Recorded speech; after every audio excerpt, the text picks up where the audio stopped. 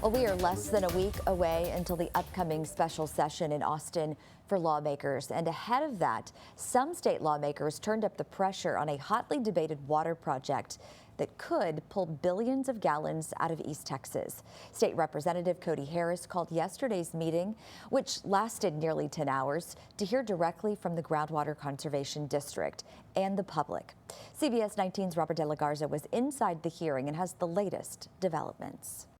In a packed room filled with dozens of attendees, and after hours of hearing, lawmakers took a deep dive into the controversial water plan that could draw up to 15 billion gallons from the Carrizo-Wilcox aquifer right here in East Texas. Just looking at the science and the data, I think the point is well made that there is not enough groundwater. The project would allow developers Redtown Ranch Holdings and Pine Bliss LLC to drill dozens of new wells across Anderson, Henderson, Cherokee, and Houston counties. But critics say the impact could be devastating. Not only meet the expectations of the permit application, at least for one of the three counties, but it would leave no available groundwater for people that actually live there. The hearing pulled in voices from across the region as lawmakers questioned groundwater officials about aquifer drawdowns and the limits on current water models. You'd say that is a negative impact on the local folks there in that GCD.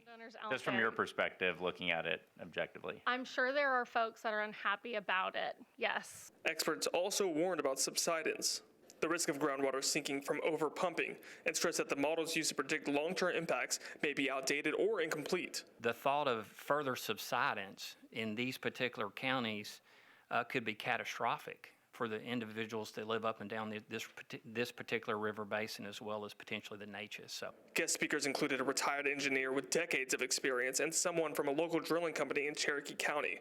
Both voiced their concerns. We've already had that high volume long-term water well use is intuitively obvious to have impacts and consequences.